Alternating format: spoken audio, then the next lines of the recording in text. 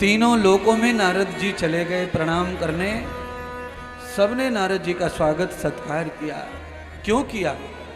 क्योंकि नारद जी धरती लोक पर, मृत्यु लोक पर, माया लोक पर आकर सकुशल बिना माया में लिप्त हुए यज्ञ आदि सत्कर्मों में जुड़ते हुए परिक्रमा नर्मदा की करके लौट गए। तो तीनों लोकों में नारद जी का सत्कार हुआ। मैंने क्या सिखा रहा था थोड़ी देर पहले हमारे यहाँ पर भी ऐसा ही होता था। मैं वो बता रहा था।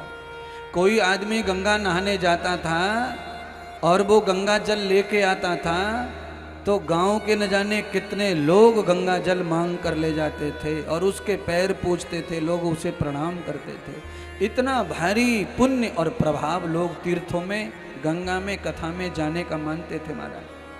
कोई भागवत की कथा सुनने जावे और वहां से प्रसाद मिलते थे पहले। उस प्रसाद को पाने के लिए लोग लाइन लगती गांवों में, घरों में।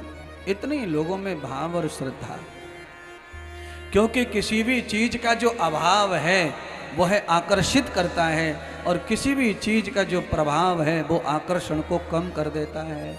जैसे आप किसी इत्र की दुकान में पहली बार जाओ तो आपकी नाक फटी जाएगी खुशबू के मारे, और उस इत्र की दुकान में आप नौकरी लगा लो और वहीं काम करने लग जाओ तो फिर आपको इत्र की खुशबू नाक को लगती नहीं है, महिमा समाप्त हो जाती है।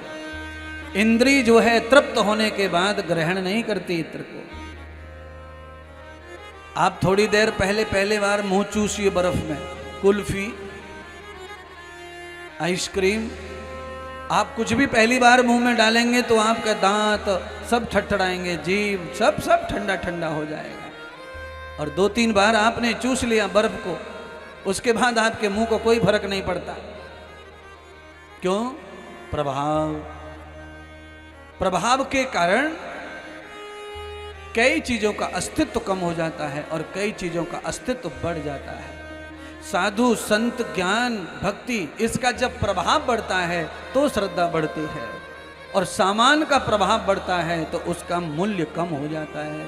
जैसे सब्जी मंडी में ज़्यादा घिया आ जाए, लौकी आ जाए तो क्या होगा? रेट कम हो जाएगा। सब्जी में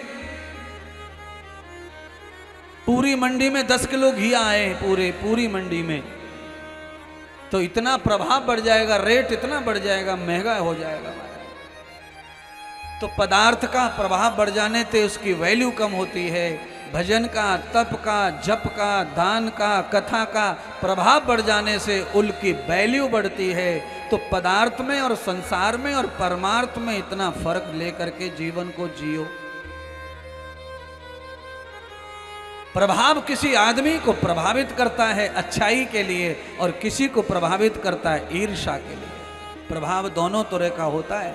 अगर आपका प्रभाव बढ़ रहा है तो उससे कोई लोग तो खुश होंगे और कोई लोग उससे परेशान होंगे। प्रभाव से सब चीज एक जैसी नहीं रह सकती।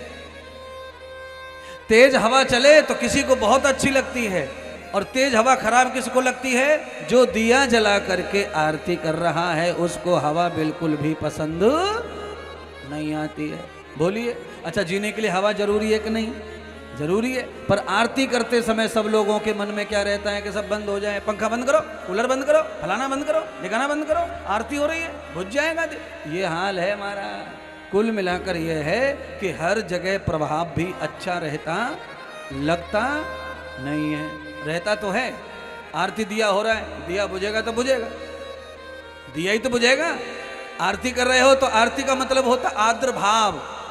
अगर आपके अंदर भाव आर्द्र है, अति है, दया से भरा हुआ, समर्पण से भरा हुआ, उसको ही आरती कहते हैं। आरती माने प्रार्थना करना। दिया बुझ गया तो बुझ गया, पर जो दिल या जो जल रहा है दिया अंदर भाव का, वो नहीं बुझता। हवा से, आंधी से, तूफान से। घी का, तेल का दिया तो बुझने के लिए ही है, इसीलिए वो कभी भी जलेगा और कभी भी बुझना ही बुझना है उसको तो।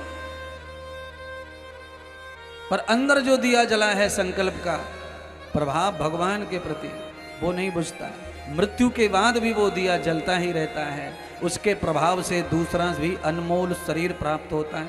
उसके प्रभाव से अनमोल बुद्धि प्राप्त होती है, उसी के प्रभाव से अनमोल माता पिता प्राप्त होते हैं, उसके प्रभाव से ही अनमोल साथी संगी प्राप्त होते हैं। अगर अंदर का दिया वीक है, कमज़ोर है, तो माता पिता डाउन मिलेंगे, परिवार डाउन मिलेगा और अड़ोसी पड़ोसी संगी साथी भी डाउन मिलेंगे, जो तुम्हारी जीवन को उन्नत होने देंगे नहीं, क्योंकि अंदर का प्रभाव कम है।